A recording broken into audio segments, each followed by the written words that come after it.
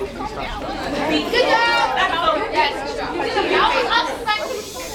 so much.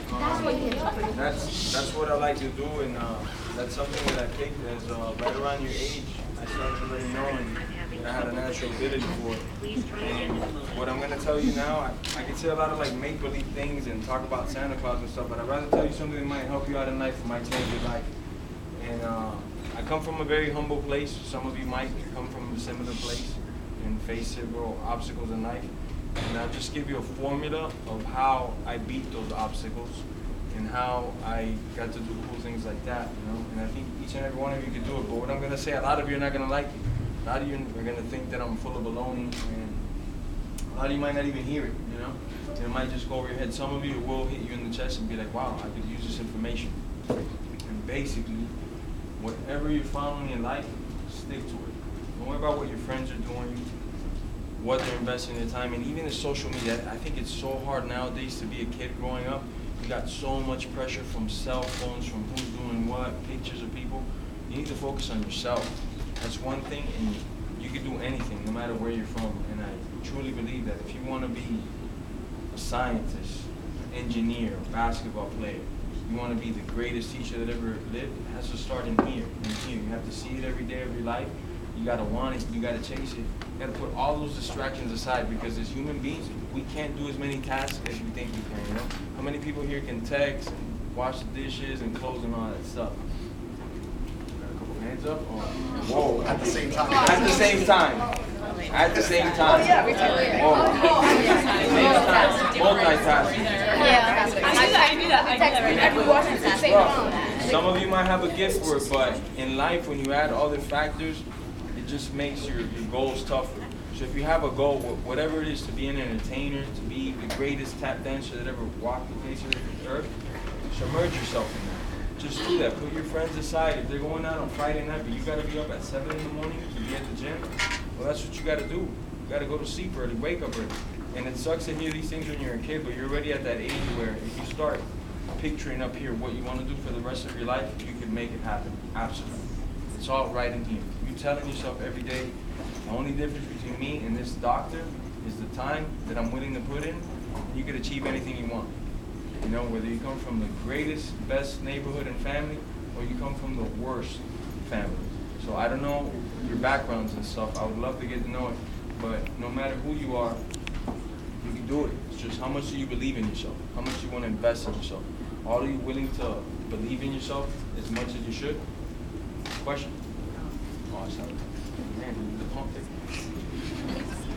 Any questions?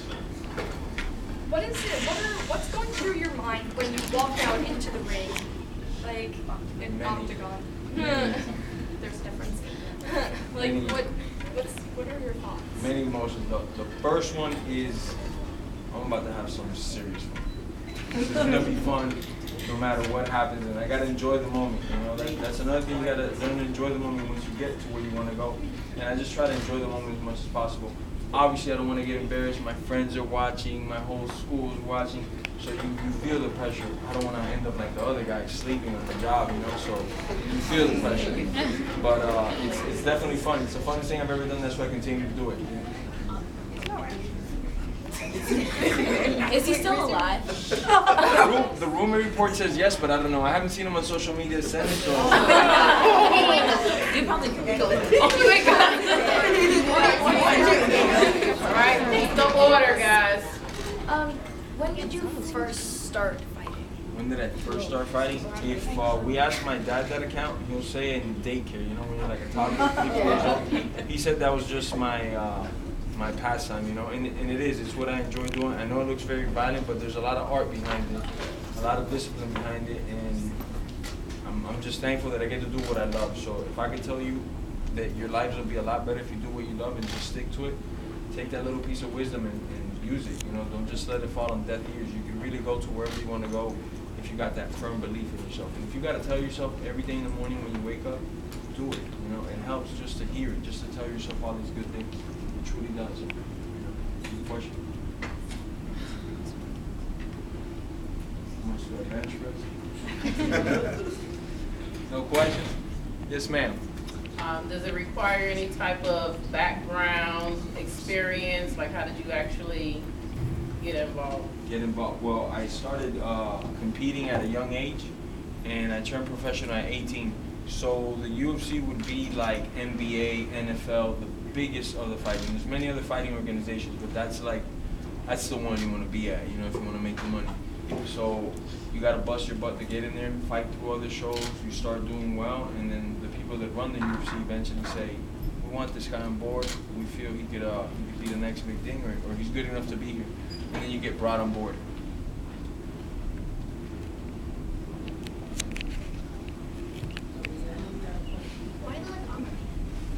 Why do I look like Aquaman?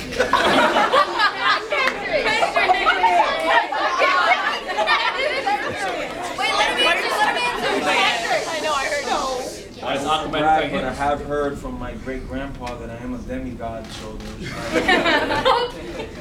Oh my. Oh, where are you from? I'm from Miami, Florida.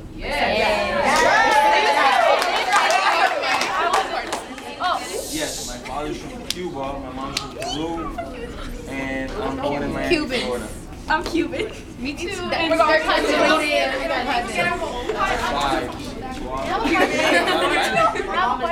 Yes, ma'am. How tall are you? 5'11".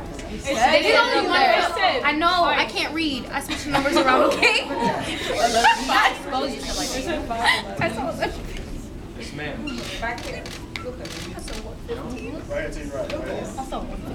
What goes through your mind when you're like getting, okay, if you've ever gotten like completely beaten in a fight, what goes through your mind?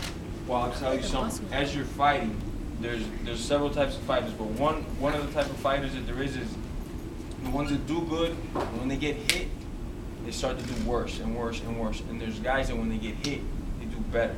And why? It's because they have like a dog in them. And it's the same thing in life, you know. You maybe don't get that job that you wanted to get, or you didn't get that A+. You don't give up. You keep going for it. And that's how the fight is. You keep getting hit, but you know in your mind, it's just a matter of time. I'm gonna beat this guy. So it hurts a little bit, but it doesn't hurt like how you think. Like if I was to take a shot right now, it would hurt tremendously. But once you're warmed up, you've been prepping your mind long enough, the adrenaline's taking over, you barely feel it, you know? What was your worst fight? My worst fight was my mom kicking my butt when I would get back grades. Yeah, my mom would use the belt very good. Like when you were a kid, did you ever get in like fights at school? Was there anything like that was really hard for you to overcome when you really thought like you weren't going to be able to do what you wanted to do? Like Yes. I got in a lot of fights in school, and I never started any problems. I'm joking. I know the teachers hear that every time, but yeah, I got into fights in school, but boys would also be rougher, you know? And the other part of your question was, say it again? was there anything that was really hard to overcome? Well, I wasn't good at speaking English because I didn't speak English till like 11, 12 years old, as you could tell by the accent, so that was tough for me in school.